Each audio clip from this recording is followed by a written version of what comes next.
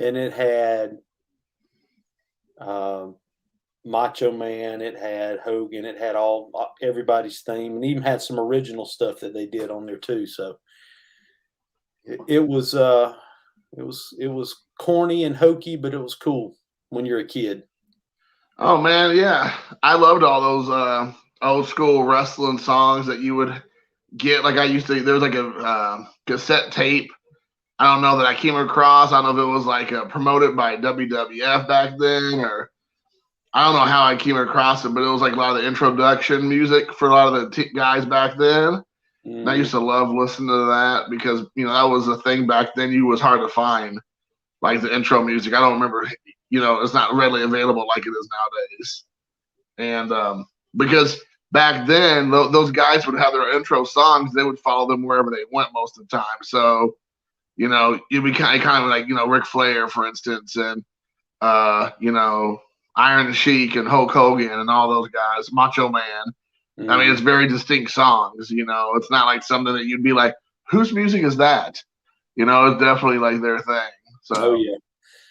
I feel like I need to go and get a more disheveled look, because when I look at the two of us on the screen, I'm vastly more attractive, and I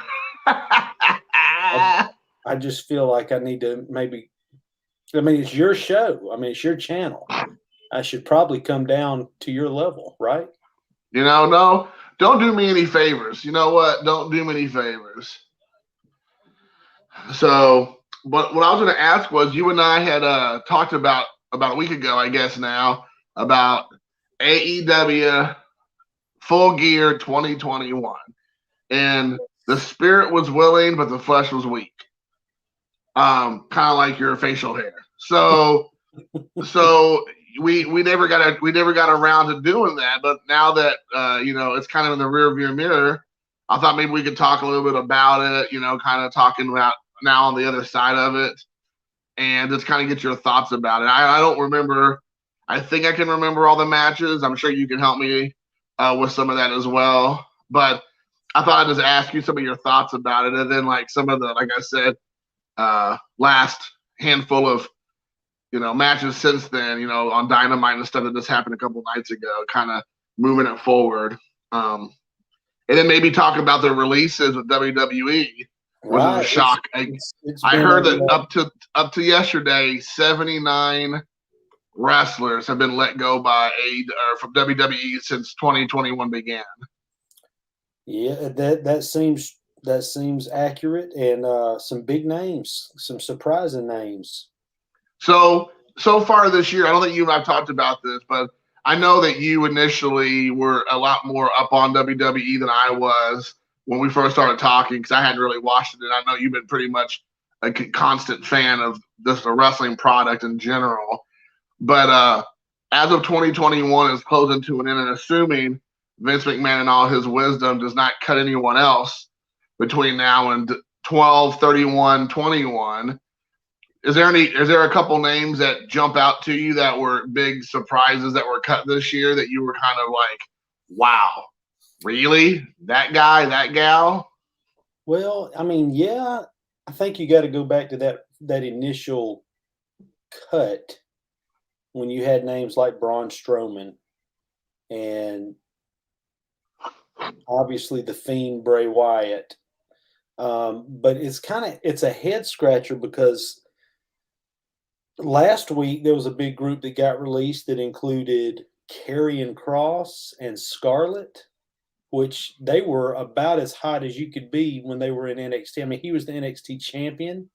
Mm-hmm. You had people that they just have been pushing and promoting up to the main roster in Hit Row, which is like a faction that had, like, I don't know if you're familiar from the indies, Swerve, Isaiah Swerve Scott. I can't remember. It was Swerve. His Swerve was in his name when he was on the indies. Yeah, you're right. It's Isaiah Swerve Scott. Right. He was the North American champion. The whole faction just got bumped up to SmackDown. They kind of had this little edge about them. They had one of the female of the group was like that she would sing their music and stuff out to the ring, and then just like that, all of them gone. Frankie Mm-hmm. Monet, aka Taya Valkyrie, and John Morrison, husband and wife, gone. I don't know, man. It's a head scratcher. For me, again, because I didn't watch the Prodigy religiously, but to speak of the more recent ones was Taya Valkyrie. Became a fan of hers back when she was on Lucha Underground. Mm-hmm. I never heard of her before that, but Johnny Mundo, John Morrison showed up, and they were husband and wife at the time, or were almost getting ready to get married at that time. Yeah. And I knew John Morrison from back in 2011 or whenever he first showed up at WWE. And I always thought he was such a great wrestler. I mean, I liked his introduction when they do the slow motion, when he like does his whole like, thing like he does like this, and like the hair's flying through the air and the robes, flopping around. And I loved it. And I loved the high flying stuff. And I didn't know they were married at the time with Lucha Underground, but I hadn't seen them in a while. But when I was watching Lucha Underground, they introduced them. And so I liked both of them. And I thought they were both great wrestlers. And then I started watching her on TNA. And then John Morrison had kind of just disappeared. And I guess maybe he was doing some indie stuff. And then he showed back up on WWE about 2 years ago, year and a half ago, whatever. And so, both of them getting released. I mean, they're gonna land on their feet, because either I think they're gonna end up going to AEW or maybe back to TNA. I think they're going to be okay, because they're pretty recognizable names. I mean, for all I know, they could go back down to AAA in Mexico, because they're both big down there too. Oh, yeah. So they're going to be fine. But that was more recently. But the one or two names that I thought have been amazing, well, this year in particular, and like reinvented themselves, was for sure Aleister Black, now Malachi Black. Yeah, man, talk about letting that guy go. I mean, he has been nothing but just like, firing on all cylinders since he's been gone. Such a unique look, a unique move set. And the thing is, he was starting to get some traction with this kind of father of the night type gimmick that they had him, doing on SmackDown, I think, before he left. And yeah, I mean, I don't get that. He could have been your next Undertaker, Right. I mean, he's so good too. I mean, that's a good question. Yeah, so he was one. I'm sorry. That's a good question. That Yeah. So I was gonna say, sorry about that, Troy. I'll let old Braves fan here talk a little bit about this, and then I'll chime in if there's anything that I want to mention. So the question, guys, is Troy asked, when wrestlers are let go, do they get to carry their brand to a new promoter, or does that not work in WWE with trademarks with their name? So I'll let you go ahead and take that, Mr. Joey, and we'll go from there. Yeah, so if the wrestler owns their name prior to being signed in the WWE, they get to carry that name with them to another promotion. A lot of times WWE will give them a new name, a new identity that they trademark, so that they can capitalize on that likeness and image and character. But if that wrestler ever leaves, obviously they can go back to their name that they were known by before. A great example would be John Morrison will probably go back to Johnny Mundo, or any number of names that he had before. So basically, WWE they're gonna give you a name based on what can make them the most money. Now, there's been some times where they have allowed a wrestler to keep his name. Keith Lee is an example, because I think that's Keith Lee's birth name. Right. Yeah. So there's. You mean Bearcat? Like that, right? Oh yeah. I think Bearcat's his middle name. Yeah. And then what do you do when you give him the new gimmick? You cut him. Unreal. Right. Yeah, and I also will tell you, right before Troy, you might have heard us when we first started talking, that sometimes if it's like music, for instance, like we were talking about it, if it is like popular music that is something that's not created in-house, then that music can go wherever they go if that other promotion wants to buy said music. Now, obviously, some of the music's created by WWE, and that music can't go anywhere because they own the rights to that music. But the case in point is like CM Punk and his music, for instance. That's not owned by that's an actual band who created that song, and CM Punk brought it with him to or he came up with it there, but it's licensed music that whoever has it can buy it. So that music's so synonymous with CM Punk that even though he used it majority of his career, I believe, in WWE, when he showed up at AEW, Tony Khan, coughed up the money for the rights to that song as well. So sometimes the introduction songs or intro songs will also follow the wrestler if it's not something that's owned by another promotion, case in point, WWE.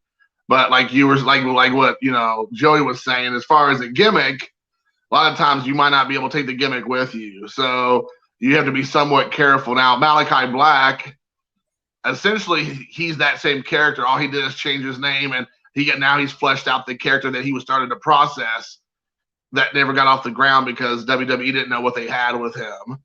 But I liked Andrade because he's playing like a legit like a mafia, like a Mexican like drug cartel boss kind of vibe. Mm-hmm.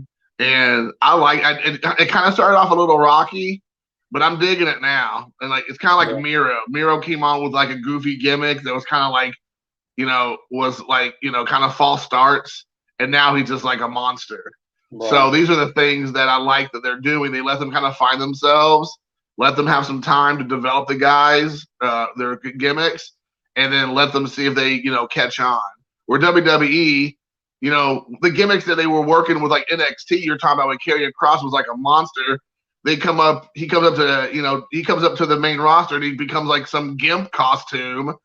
And like it's just like this ridiculous, thing that they're doing with him. So they don't leave stuff alone. Right. No Scarlet. Scarlet never came out with him, and that was half of his gimmick. I mean, their entrance. I mean, yeah, he's a good wrestler, overpowering kind of high impact guy. But half of it is his entrance with Scarlet. I mean, she's hot. She's super hot. She was playing this real kind of sinister, having the long fingernails, like almost looking like Catwoman type stuff. And that was half, to me, that was half of the presentation was just in the entrance. The music was great. Their kind of shtick to the music was great. But to build on something you were talking about earlier with the music, every time they play CM Punk's music, the band Living Color gets paid. Right. And or if you were Paul Heyman in ECW, you just played Enter Sandman for Sandman and didn't pay him jack. So, get away with. So I agree. So let's talk a little bit about AEW's Full Gear, the last pay-per-view of the year. And the first match was, have you seen it? I'm assuming you've seen it at this point, correct? I have. I saw, some things stick out more than others because it has been a week, but I will certainly talk about the things that still resonate with me. Sure. Yeah, and I'm the same way. I felt like it was definitely good. It wasn't as good as the prior one. I think it was Double or Nothing. But I don't think anything could have been, though, with all those debuts at the end. But it was good. It was a good show. It was a good one. But I think Double or Nothing hit the pinnacle so far. No pun intended, pinnacle. Yeah, but I feel like that bar was so high that almost anything followed that would be about near impossible. Right. So, but again, it was a solid outing. It was not like a wet fart or anything like that. It was pretty good. Yeah. So first match, Darby Allin versus MJF. Dude. I thought it was a fantastic match. I loved it. I think the one thing that AEW does so well that WWE doesn't know how to do is come out of the gate with a banger of a match.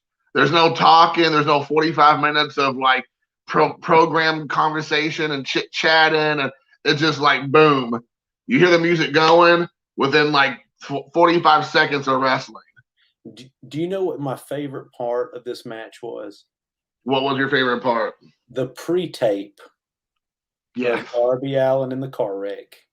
Yes. So good. And then he's climbing out of the car, to symbolize, MJF was talking about his uncle and the car wreck and changed his life. And here comes Darby climbing out of this car wreck, and cue the music, and here he comes. Man, it was so well done. You can tell that whoever is, and I think it's Keith Mitchell. That's a name a lot of folks may not know who that is, but Keith Mitchell did production for WCW back in the day.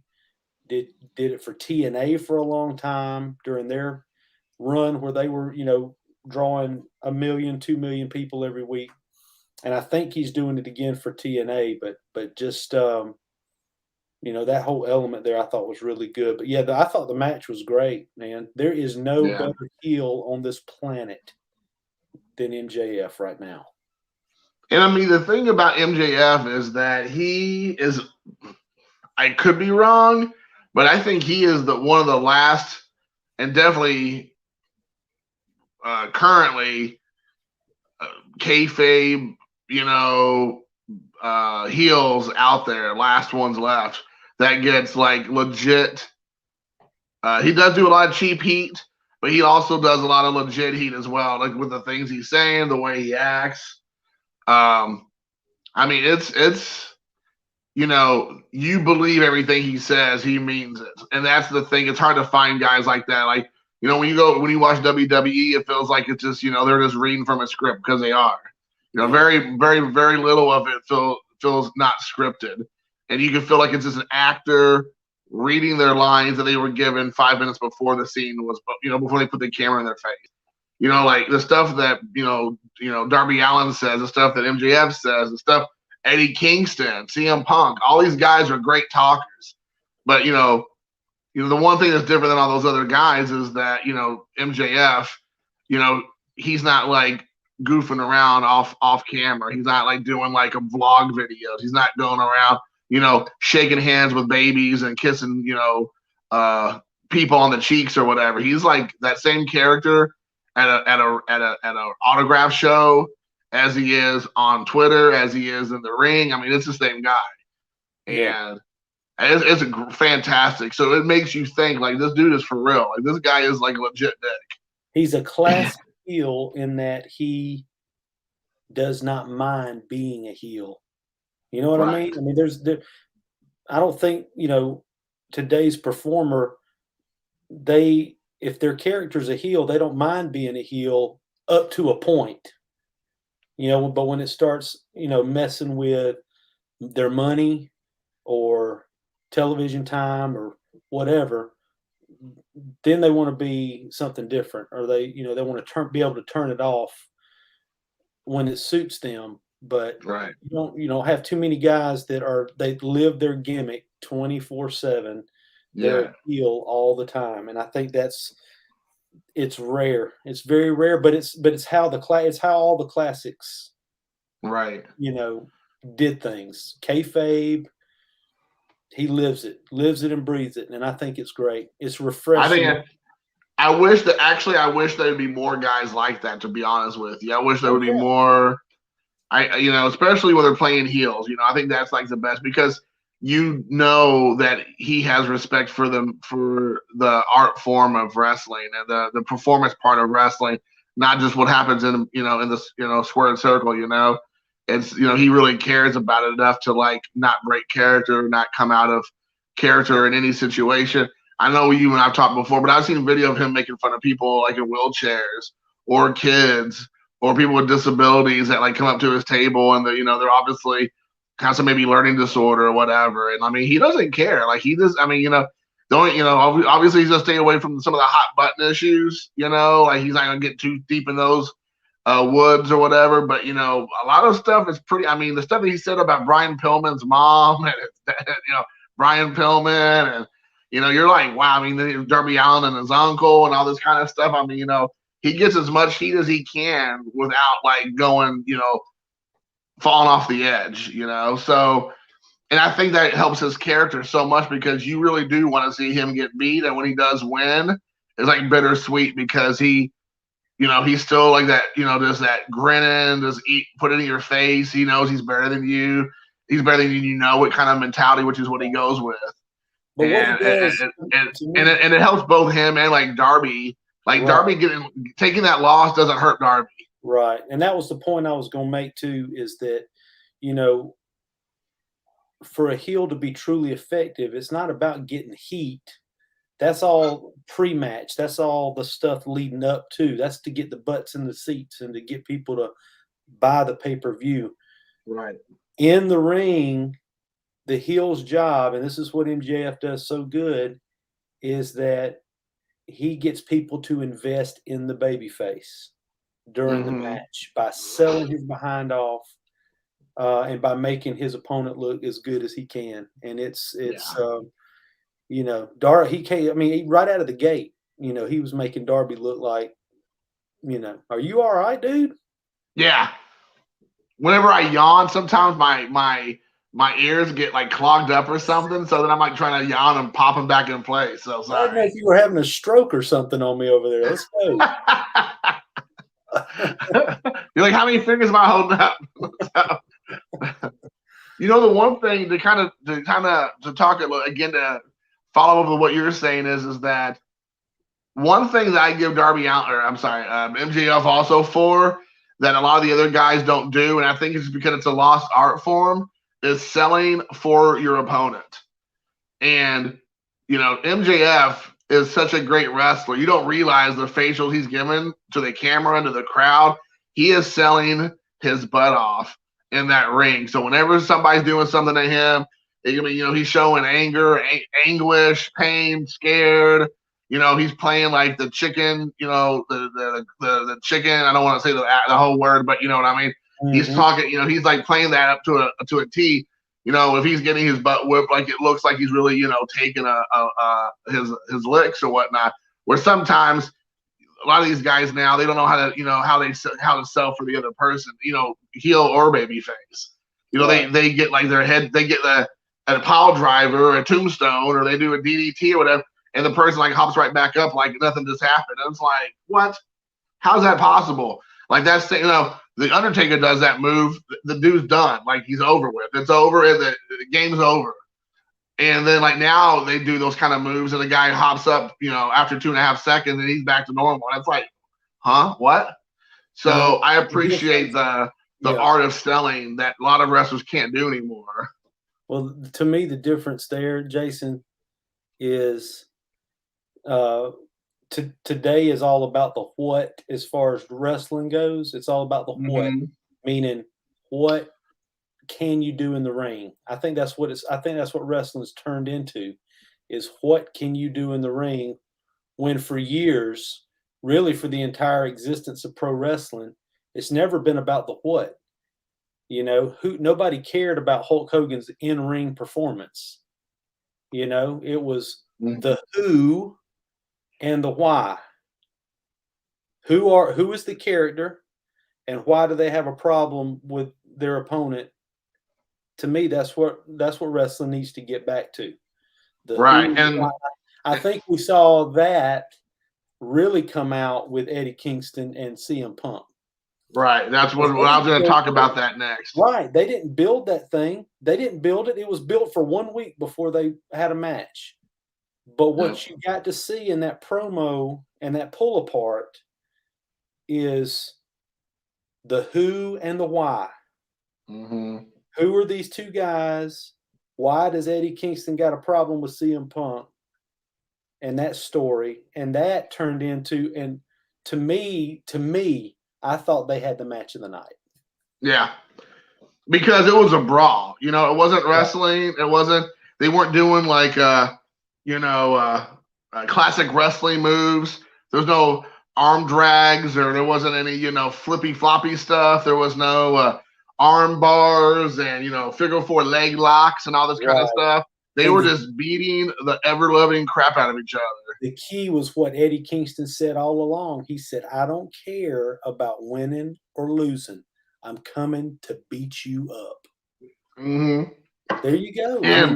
And you understood why when you heard his problem with CM Punk. And then you heard CM Punk kind of come back as being kind of a, God, maybe Eddie is telling the truth. Maybe he was kind of. And then, dude, did you expect to hear? I believe that crowd was more pro Eddie than they were CM Punk. Right. And again, that's in Minneapolis. That's not too far from Chicago. Right. And so, it's crazy. And the thing that, like you said, like literally the week before, there was the scene that he comes out after getting beat by Bryan Danielson. And then he kind of walks in on Punk's promo. And then they have their, like, the next day or Rampage or whatever, they have their conversation in the ring like you talked about. They're like, cut the promo. You have two guys that are great on the stick. And then the match. That's it. Like, basically 2 interactions and then a couple vignettes throughout the week that they kind of cut and paste on social media and AEW's like YouTube page and all that stuff.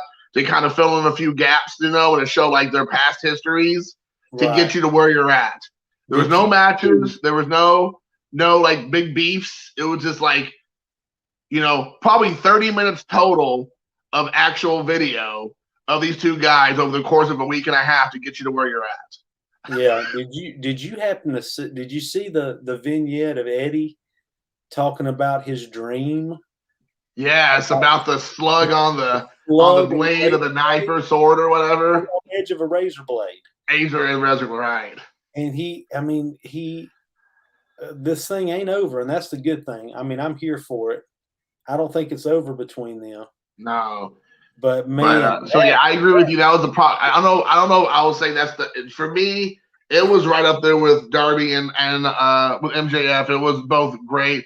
I really liked to get back to a couple other ones too. I liked the FTR Lucha Bros match until the end.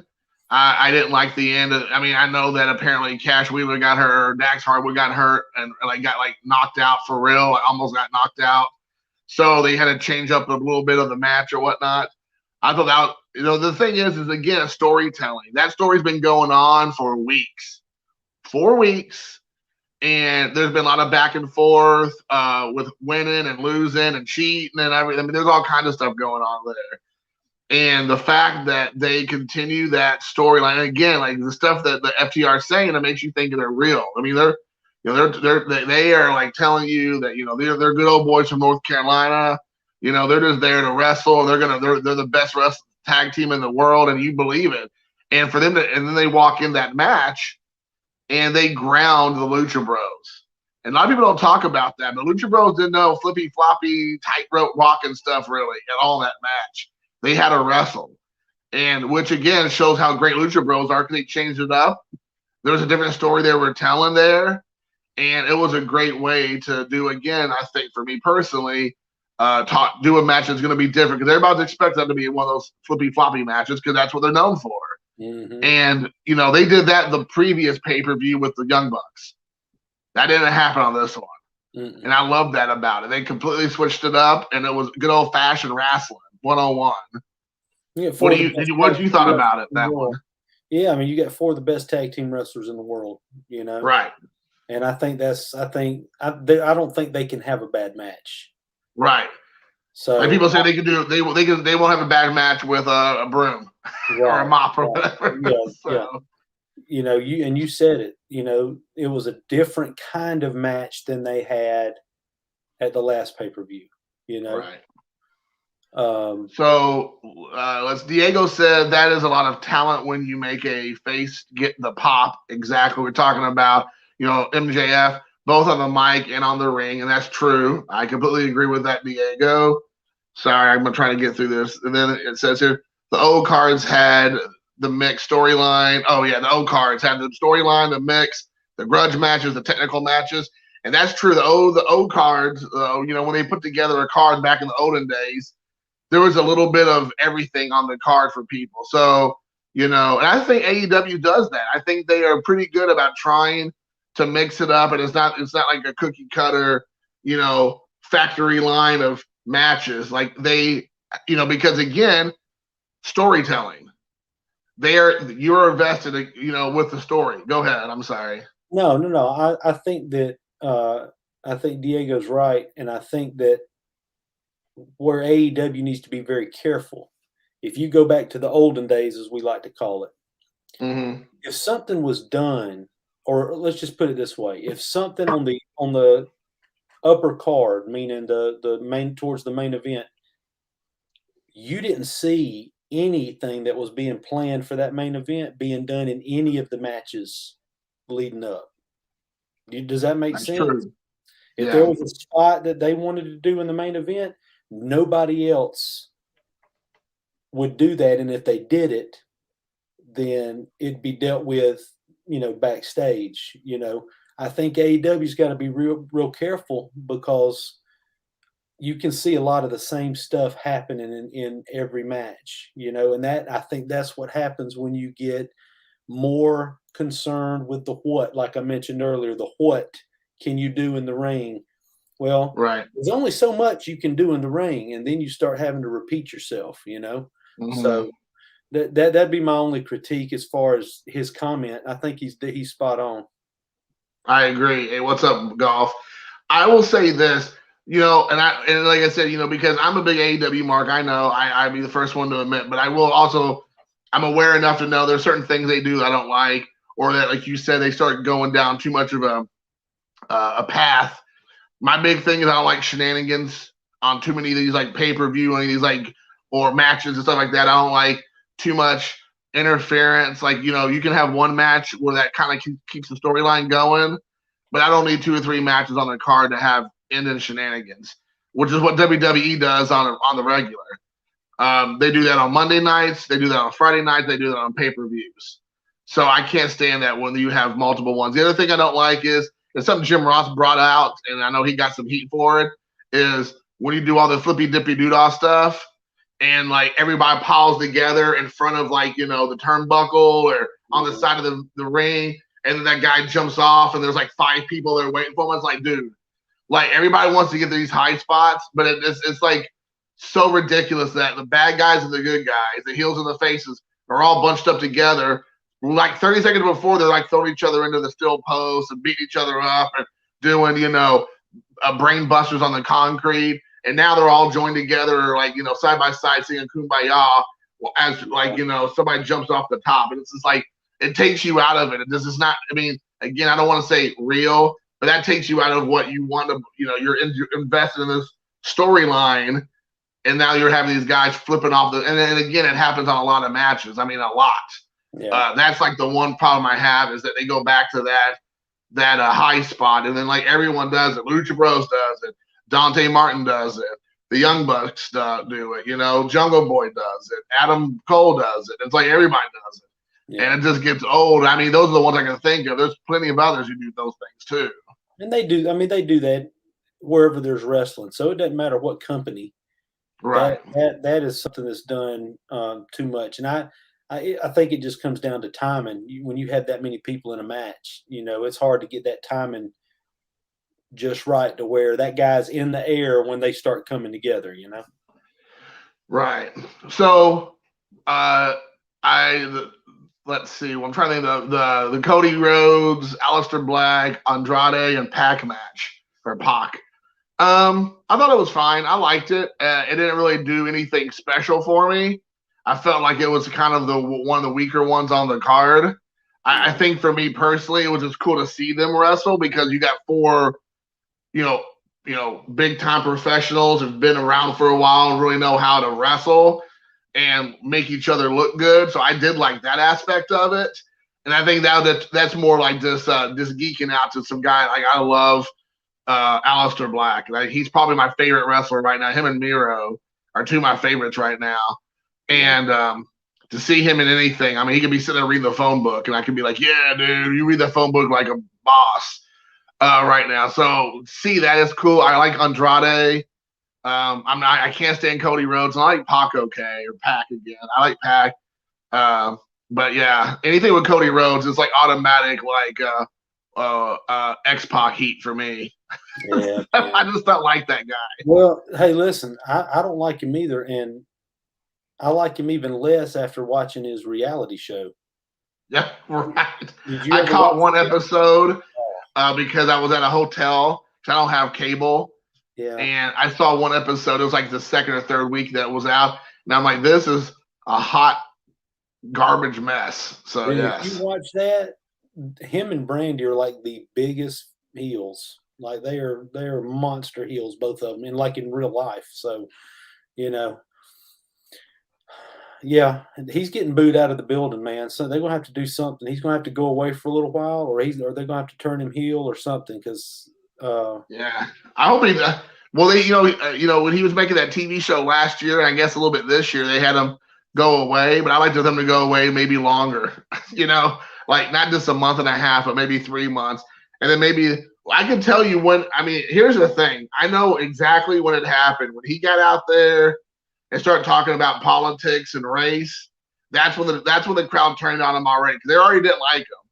They're like, but you had a lot of people who just kind of tolerated it. mhm. But then he got up there and cut that promo about right like the week before his daughter was born, or 2 weeks ago, 2 weeks before, and all this stuff. And I could tell that from that point forward, it was like people don't want to hear that. You know what I'm saying? They don't want to hear it. They don't want it. They don't want you to inject real life like that because he was trying to do real life stuff, and he was trying to like he was like some savior.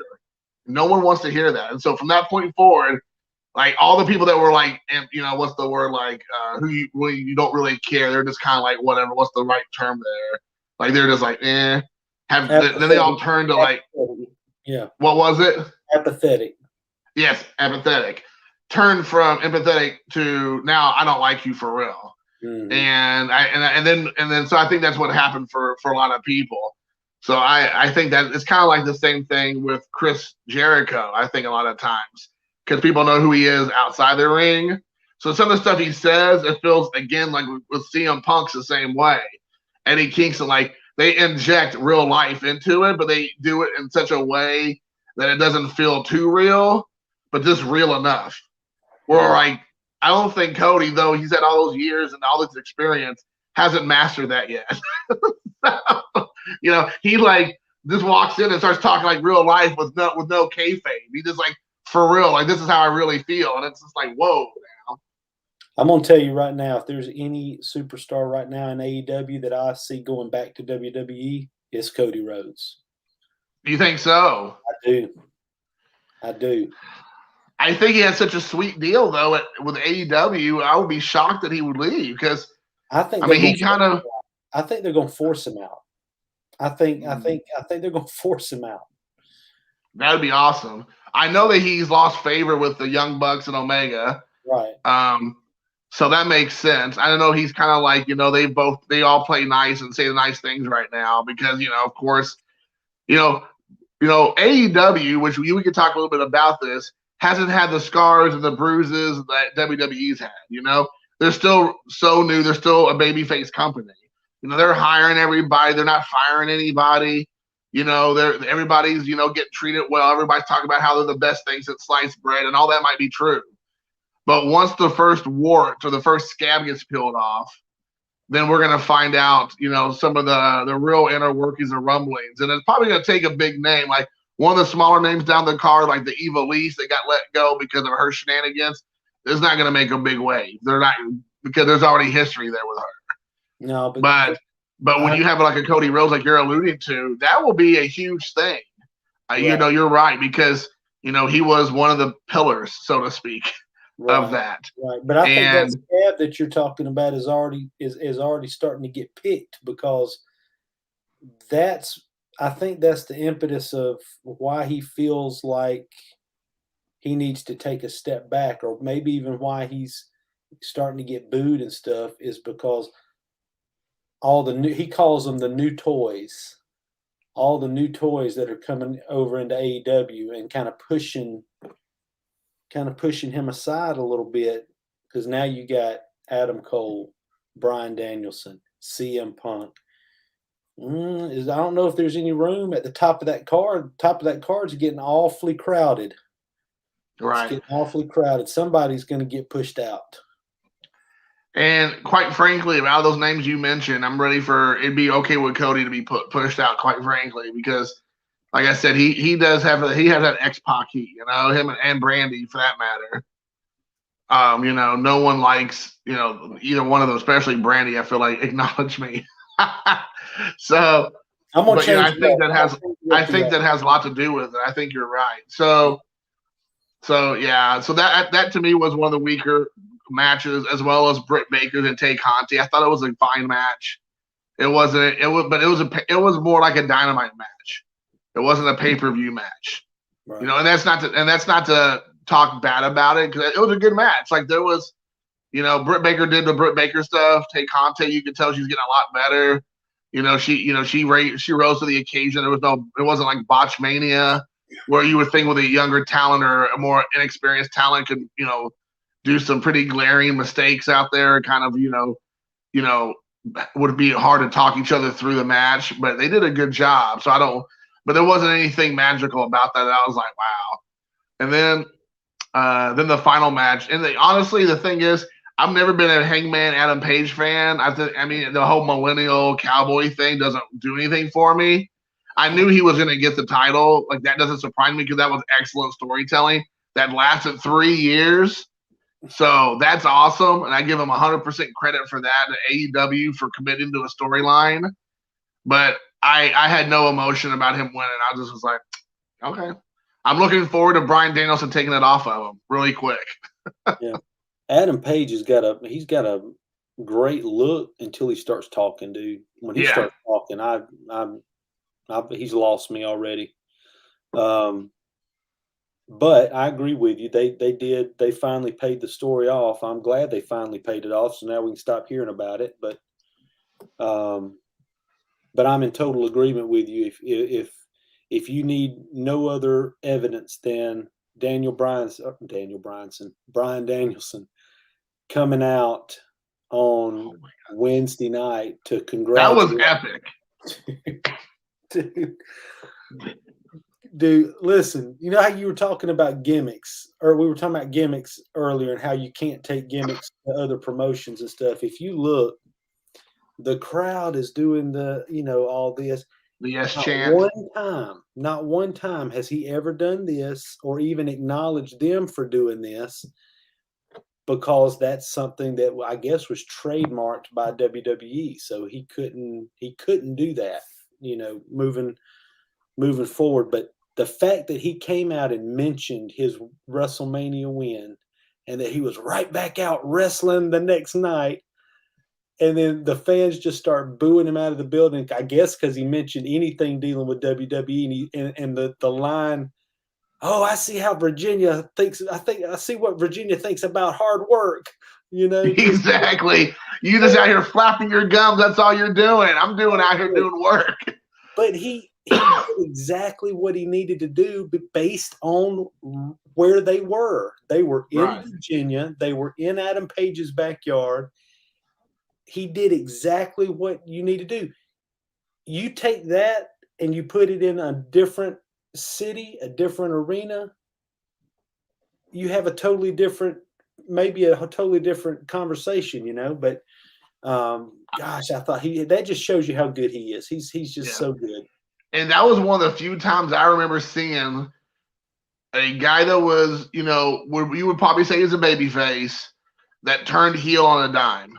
Right there. If you want to see what a heel looks like one-on-one, how to turn into a heel one-on-one, watch him do that, because he starts out the match or the Dynamite saying, I was looking forward to looking across the ring at Kenny Omega, but you'll do. Like, he was disappointed that he was basically looking at Adam, Page. And then, he started, and then he wrote, like you said, then he just like wrote him into the ground during that whole promo. Then he comes out and just like decimates Evil Uno, and he starts cussing, like dropping the F-bomb in the ring. And and he just beats the crap out of him and like humiliates him. And he's like talking all this smack, and then he grabs the mic at the end and then starts saying, like, I'm going to work my way through everybody through Dark Order. And first I'm going to start with you, Cabana, and I'm going to beat you in your hometown starting next week. And I'm just like, dude, you're talking about the metal. You're talking about 25 minutes it took from him going to as a baby phase, like, a little with the edge. He had a little bit of an edge from the get-go, but he was still baby face to a full-on POS heel that fast.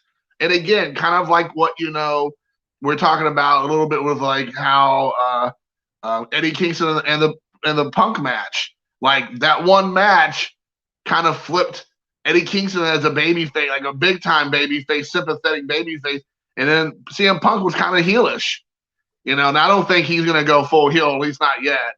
Especially if Bryan Danielson's going to full heel, I don't think they don't want to do that right now. That might not be. You need to have maybe one of those guys play the baby face because they're going to end up eventually meeting. That's going to happen. Yeah. And I don't even care about matches. I just want to see I just want to see promos, man. Yeah, AEW has been so blessed with like a litany of great guys that can talk. Like there are so many guys, and the ones that, and even some of the ones that are a little bit, newer to it or a little bit more shaky, because they're letting them be themselves, comes across authentic. Right. And it may not be the best promo in the world or anything, but it's like, you know what? I can get on board with this guy. But like Aleister Black, oh my gosh, or Malachi Black. I mean, when he cuts those promos, those like black and white vignettes and stuff, dude, he says so much ludicrous stuff. It's just like, what the world? Well, if anybody else said those things, you're just like, oh, I know. This is cringy. Or like Miro, the stuff that Miro says, you're just like, if anybody else said that, you'd be like, oh my gosh. But he's like, I'm giving praise to the Lord and my wife on her back and all this kind of stuff. And I'm just like, if anybody else said that, you're just like, oh my gosh, please don't ever say that again. But coming from him, it works. Yeah, it does. It does. Well, you know how the best wrestlers can call their match in the ring, right? Yeah. I'm fixing to call a spot right here on the fly. All right. Uh-oh. I want to mention one other you mentioned promo a minute ago. I want to mention one more promo, and then I'm going to turn heel on you. Uh-oh. All right.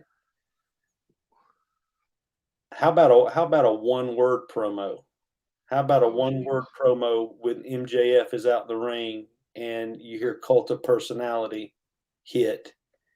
Crowd goes crazy. Here comes Punk, because to me, this is one of those money matches that I told you about when we were having our argument about who CM Punk should be in a feud with.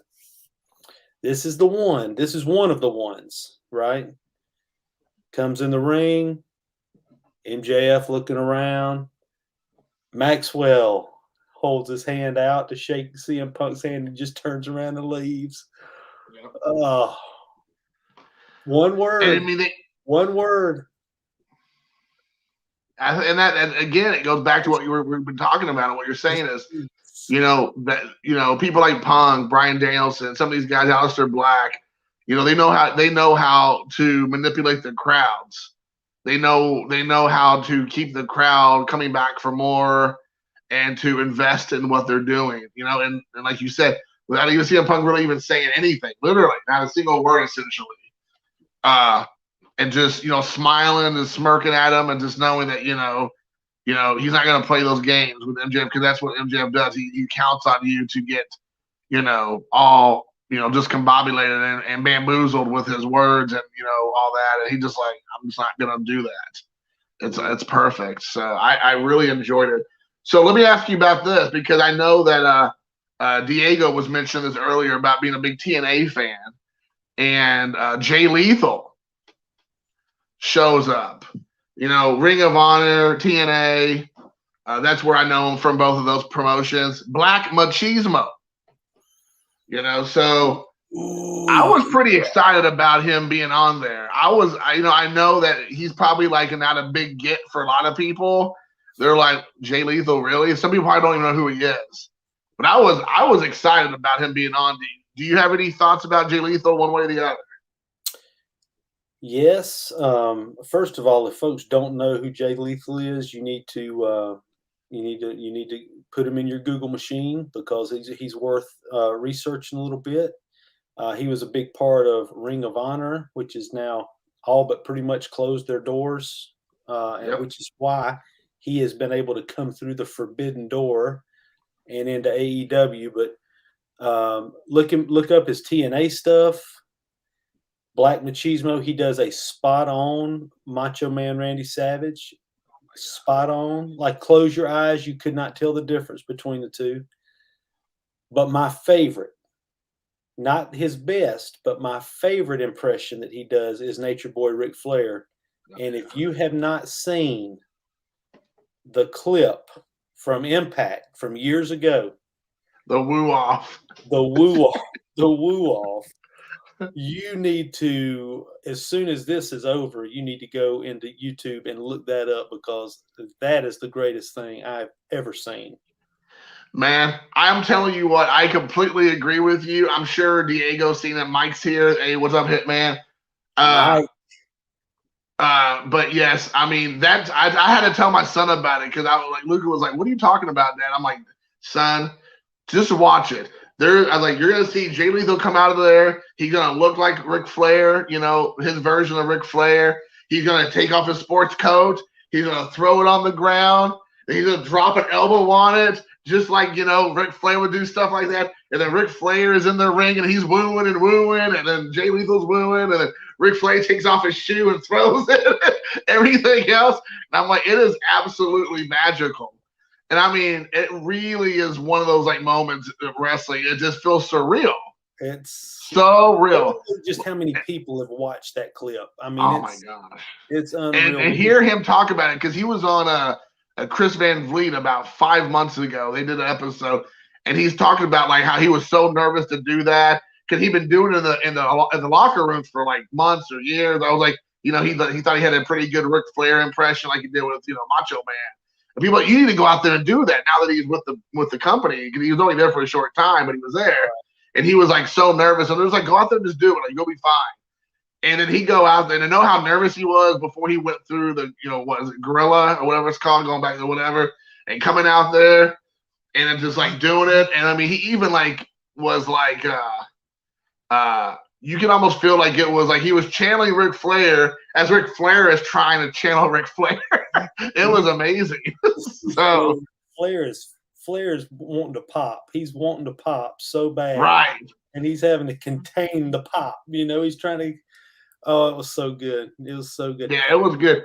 But it was like if we could bring back Macho Man, and I would love to see Macho Man react to Jay Lethal doing the Macho Man, kind of like the way we got to see Ric Flair react in real time to his face, because his Macho Man was way better than the Ric Flair. And Ric Flair was good, but his Macho Man is like next level. I agree. It's just to me, it was more what was said than how it was said. Right. It was tremendous. When he looks at Flair and says, "You are no horseman. It looks like the horseman came through, took a dump in the ring, and left that." It was just classic, man. Classic. I know, but yeah, it's just like the certain, like, again, pronunciations or enunciations of certain words that he would use for being Ric Flair was so spot on. Like, it tells you that he, again, is a student of wrestling. Like, he took the time to try to do the little things. Yeah. So, he just didn't go out there dressed like Ric Flair and do the whole, like, high flying them, in the airplanes and in the women with the women and this, that, and the other and all that. But he was, like, taking the time to, like, mannerisms and inflection of the voice and stuff like that. So it goes a little further than just a normal kind of comedic promo. Now, I just caught a couple of things from Wednesday night, but did he and Sammy have that match Wednesday night? Yes. And I will say that probably, for my money, and it's not because I'm a Jay Lethal fan, because I am, and I would say that might be probably, I honestly thought, I was a little bit nervous it was going to be a squash match for Sammy Guevara because they're really building him up pretty big. And I was a little bit nervous they're going to have Jay Lethal come in and kind of just be like, a 5-minute match and that'd be it. But I would say Jay Lethal has probably given Sammy Guevara the best match he's ever had. So I would highly recommend you. It was the main event. It lasted at least 10 minutes, if not longer. And the stuff they were doing to each other was awesome. We're talking about they pulled out all the stops. They did their moves. They gave each other. There was a bunch of back and forth. And even though Lethal lost, he didn't lose. You know what I'm saying? It's like, he lost, but then the inner circle comes out, they shake Lethal's hand, and they're all like, they're all championing each other kind of thing. And so it felt really, great match, really authentic. I felt like Jay Lethal kind of, helped Sammy look better than Sammy has looked in a while, aside from the Miro match. Because I'm honestly, I like Sammy Guevara fine, but you and I've talked about this. Sammy Guevara, though he does a lot of the high flying stuff, I'm not over, so far, he needs to fight people that are more his size. When you fight Miro, it just takes it out of him. I'm just like, no. Yeah. Like it doesn't work for me personally. I understand, like, people will feel different than me, but I just don't like it when you're trying to tell me that Miro, who could like pull his arms apart and beat him with his own arms, is gonna get beat by Sammy Guevara because he did like a 450 off the top of the rope or whatever it was. I'm just like, no, that's not real. That's not gonna happen. But it is what it is. Right. But yeah, Jay Lethal, get back to your point. Sorry, it was a great match. Highly recommended. So time to turn heel. Yes, that may be. Is there anybody that's at Ring of Honor that because here Mike mentioned the Briscoes were backstage this past week with Dynamite, and we know in the past when wrestlers show up on backstage with AEW, they're maybe not too far behind for being in front of the camera. So is there anybody from AEW, from Ring of Honor, that they had a pretty deep roster also that you would like to see maybe pop over if you're aware of anybody? So the last time I really watched anything with Ring of Honor, who is the guy that has the I don't know, the guys in the feathers and stuff like that? Who is that guy? Has the entourage of people, very, very flamboyant guy. Oh, was it you said his name, I know. Ziggy Dice? No. Because I would say he was with NWA, and then he had one match with WWE or AEW that he disappeared. No, this guy had like I don't know, like Adrian Adonis kind of stuff. Guys following him to the ring that had like these elaborate get-ups and stuff. I don't know. Anyway, he was interesting. I just can't think of his name right off the top of my head. Let's see if somebody else put it on there. While you're talking about that, what about MLW? Is anybody MLW that you? I think MLW is the only thing I remember about them. Don't they have one of the Von Erich brothers or sons are in there? There's two of them. Yeah, I think there's two brothers, right? From Kerry or from which Kevin Von Erich? Which one? The Usos have a brother. Okay. And or Roman Reigns has a brother. I can't remember what. Some relation there. They said Dalton Castle. Is that who you're talking about? Maybe that's it. Dalton Castle. That's him. Thank you. That's him. Thank you, Diego.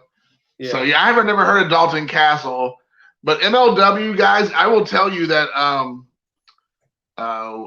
Gary Von Erich or Gary, what he goes by, Gary Von Erich online here. Him and I talked before. You and I think, talked with Gary before. Joey, he really put over MLW, and MLW has almost, to my knowledge, all their matches are on YouTube. So if you want to check out MLW, I would highly recommend. They do have a pretty big list of wrestlers as well, and they have some names that you will recognize on their roster. There are, former WWE people. There's a bunch of big indie guys that's on there. There's a lot like the Briscoes. We're talking about the Von Erichs, the Von Erichs, who obviously have like a huge name recognition there with them. So there's definitely some people on there. Now, for me to go back for a moment with Ring of Honor, the person I like to see come over, I know this is going to sound so ridiculous because I like real wrestling. I'm not a huge fan of like overtly goofy gimmicks, but I'm a big fan of Danhausen. And I would like to see Danhausen show up. I think he would be a great fit for like the House of Black with Aleister Black. I think, because if he stops the kind of goofy gimmick, he still can play Danhausen, but maybe not the whole posing and doing all this and and all this kind of stuff. But he plays more of a menacing character. I think it would work. I think it would work really well. And because Aleister Black's already talked about he's gonna form a stable. He's already House of Black. That's what he's talking about. So it's coming. So somebody like Danhausen, like Abaddon would be cool from the women's division. She's already has a horror gimmick anyways. I think those kind of people. I think Danhausen would be a great grab for AEW because one, he has lots of friends with AEW. Two, he's probably one of the biggest stars from Ring of Honor. Like he has a huge following. And three, he's a good wrestler, but he's kind of like an Orange Cassidy build, Darby Allin build. So he's not really realistic. Again, to like fighting against Lance Archer, but if you make him more menacing, maybe it can play better. Because right now it's more like a Addams Family thing, and it doesn't feel as like authentic and real. What's your thoughts on those type of characters? Yeah, I mean, I can't disagree with you. I'm not super familiar with Danhausen, but I think if you put Malachi Black in charge of anything and give him a little bit of creative control, which he didn't have in WWE, there's no telling what that guy's going to come up with, And meanwhile, his wife is the queen of the ring over in WWE and is going on a little bit of a undefeated streak. They finally stopped burying her after she's about this tall, but she's just beating everybody. So I mean, here I go, man. I'm turning heel on you right now. CM Punk debuted on Friday Night Dynamite, Friday Night Dynamite. Friday Night Rampage, you mean? Or Rampage, yeah. He debuts on Rampage, 1.1 million people. Pretty good. Not bad. Yep. Not bad. It's just a few weeks later, and that viewership is down to 500,000 people. 500,000 people. So they came to see the big introduction of CM Punk back into wrestling, and just a month and a half, 2 months later, 500,000 people, just like a fart in the wind. Couldn't go back to what I said from the beginning when they saw who they were putting him in the ring with and the stories. They just said they lost interest. Those casual fans that wanted to see his return, see what they're going to do with him, half of them have gone, man. Half of them have gone. What do you make of that? What? I'm sorry. What was the last part? What do you make of that? I agree, but I think a lot of it is just because, I mean, let's be honest, a lot of fans were initially just because it's CM Punk, right? And you can use that same model when WWE rolls out Hulk Hogan or whoever, you know what I'm saying? They're going to get a huge pop. They're going to have huge numbers. And then the following week, there's a drop off. Now, I agree with what you're saying. To focus on what your initial question is that yes, but I mentioned to you in the past, and I do believe it's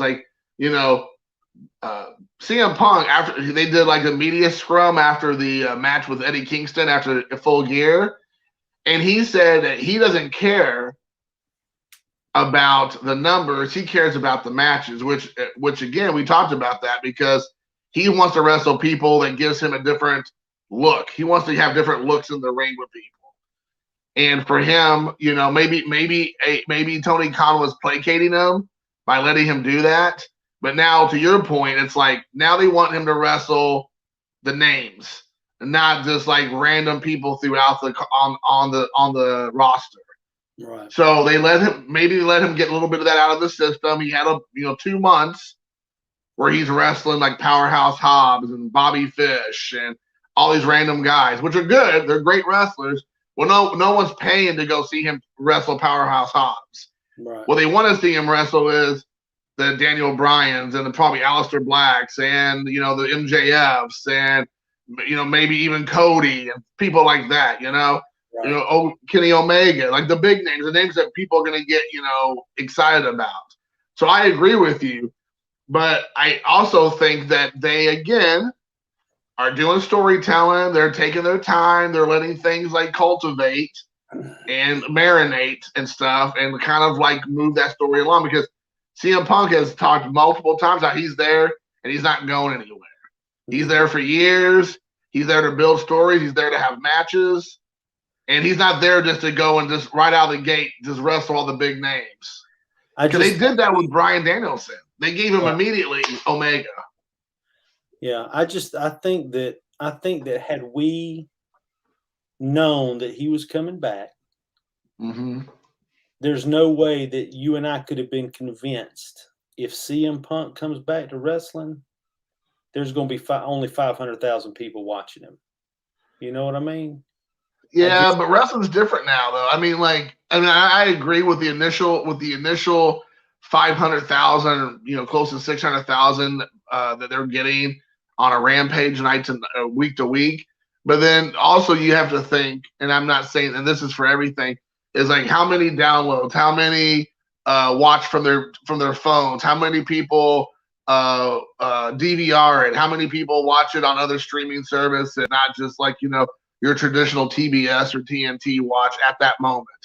And like Tony Khan has said, and of course they're going to talk. He's going to like every promoter or every person who's involved in making their product look good. He goes, even though he's only making, let's say, 555,000, which is to your point. Like let's split the difference. Like sometimes it's closer to 520, sometimes it's like close to 600,000 on a regular basis. It's somewhere in that between.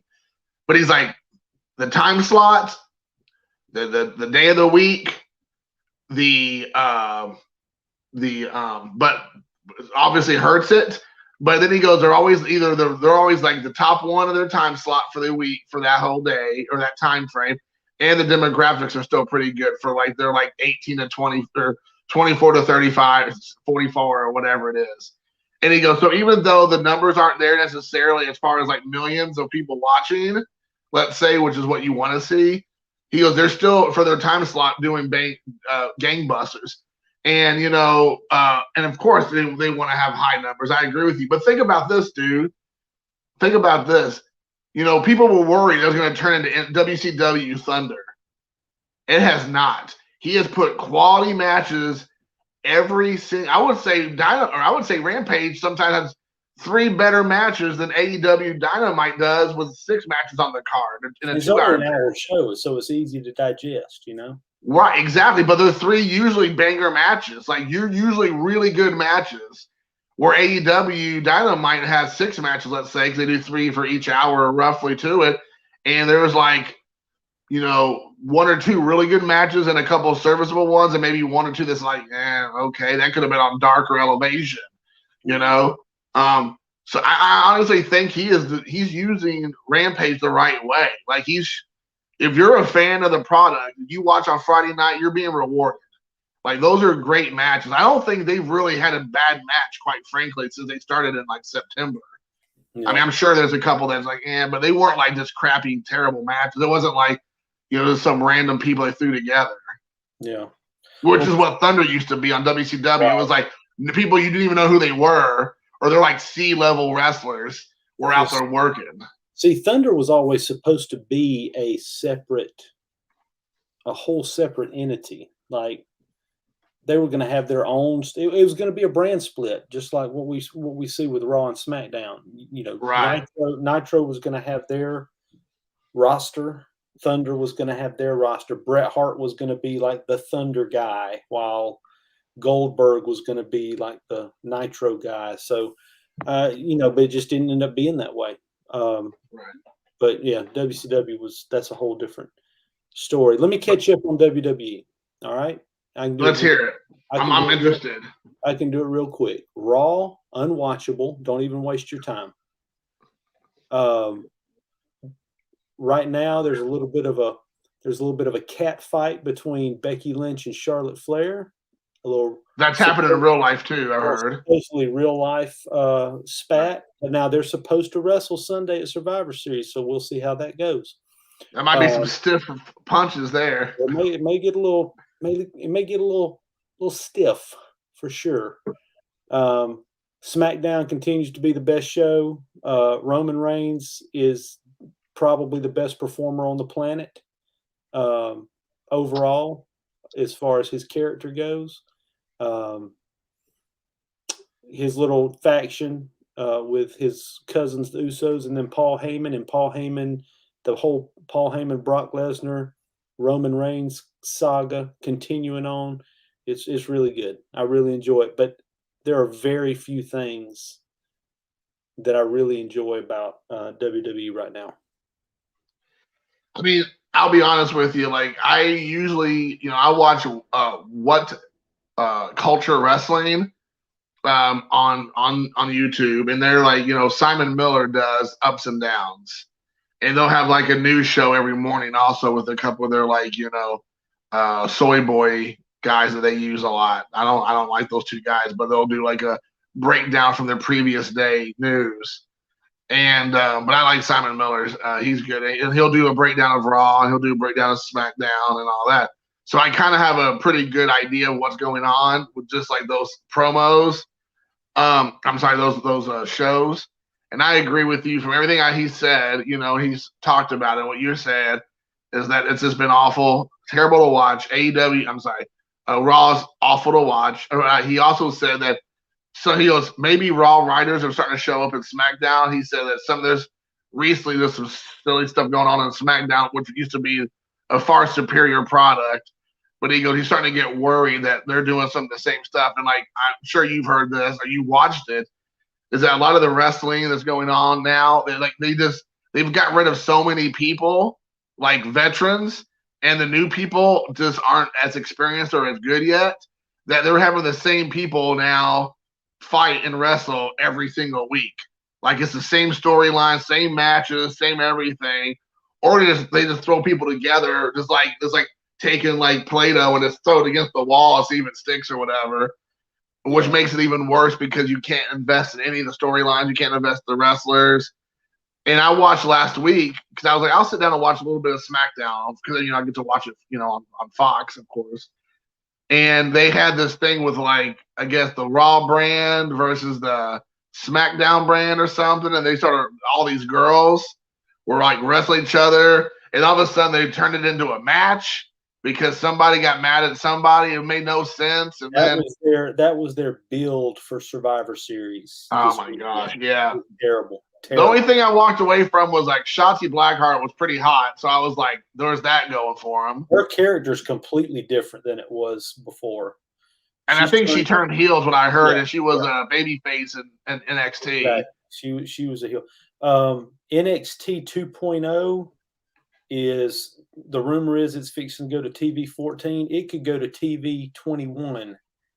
And that wouldn't help that show. I will say that Braun Breaker, if you don't know who Braun Breaker is, you need to check him out. He is the son of Rick Steiner. And I heard about that. Okay, the nephew of Scott Steiner, and he is the spitting image of both of them. He wears the neon singlet thing. Okay. He doesn't wear the earmuffs, that his dad used to wear, but he's got the build of Rick, but he's got the kind of the face and the promo style of Scott. And whose son is it, Rick or Scott's son? It's Rick's son.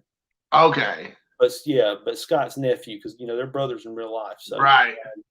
He's very good. That's interesting. Braun Breaker's his name? Yes, he's very good. He's very good. That's good. I've heard him. I mean, again, probably Simon Miller with What Culture I've heard him mention him multiple times. And I'm sure he's had nothing but good things to say about him. So I'm looking forward. I mean, like I said, I want to like WWE. Don't get me wrong. There are wrestlers on the roster that I've enjoyed watching off and on over there. Like Rey Mysterio, I love Rey Mysterio. Like, I mean, again, Rey Mysterio could just be sitting at the ringside, and I would just enjoy because he's just a pleasure to support. I like him a lot. You know what I'm saying? I like I like Sheamus. I like it. I've always liked him. I feel like he's so criminally underused. I like Shinsuke Nakamura. I like him. I wish that they would do more with him. I like who's a Swiss Superman? Cesaro. I think he's another great guy. Kevin Owens, which I know he'll be over AEW before you know it, Kevin Steen or whatever. But he's going to definitely be coming over to AEW starting in January when he gets released. That's just a matter of time. They've already alluded to the fact that he's going to be over there shortly. I like him a lot. So there are people over there that I enjoy watching, like you were saying. But just again, like you said, like they might have great characters in NXT, and they completely change it when they get to the main roster, and then they bury the people. And the people that have had, the same character like Rey Mysterio, forever, he's in the same, it's like Groundhog Day. It's the same match with his son every week with the same people and never changes. It's like, who cares? Like I've seen this match with, what's the big guy, Chad Gable and the goofy guy, Otis. I've seen this match like 20 times now, and I don't even hardly even watch SmackDown. I like Ziggler too. I forgot about him, Dolph Ziggler. I like him, Ziggles. Well, the next time we get together, let's talk about this because I don't want to get into it right now because okay. I think we're I don't even know how long we've been going, but so make a note of this. I want you to scratch this down. Are you ready? Yes. How many more wrestling talent can AEW take on? Seriously, the rest max, I think. Seriously, how much more can they take on? Because could at the end of the day, now I saw a lot that a lot of these cuts, not all of them, but a lot of them were due to the fact that people would not get vaccinated. Right? I did see that. But could it be some kind of sabotage on Vince McMahon's part to put all of this talent out there, knowing Tony Khan's just going to, like a freaking Dyson vacuum, just suck them all up? only to like bankrupt himself. You know what I mean? Yeah. I don't know how a billionaire can bankrupt himself, but it'd be fun to talk about. Yeah, it'll be a good time. But I guess we'll, like you said, table it for next time. Give the people something to hang on to be prepared. So we'll start with that maybe in a week or so time or whatever. We'll come back and kind of chit-chatty up a bit. But I appreciate you popping on, dude. It was fun as always. It was a good time. I always enjoy these kind of conversations with people who are as passionate as I am about something like this because it's like a niche thing. It's like a niche and a niche, Not a lot of people are huge wrestling fans, and if they are, they're more like the occasional fan or whatever. They're not like really invested in a lot of what's going on. Just pop it on and just have it in the background, which is fine. But it's fun to talk to somebody who really wants to get down to the minutia, so to speak, of it, and like the inner workings. Granular. I like to get granular. Yeah, that's like educational stuff. I think you're an educational professional, knowing those words. I'm the most electrifying man in all of education. There you go. But yeah, man, I appreciate it. Thanks everybody for hanging out with us. It was a good time. We'll definitely do this again, maybe like I said, a week or so. Let a couple episodes of our programs go through, kind of have some more story going, so we got some more stuff to talk about. So until next time, guys, thanks for watching. Peace. Maybe.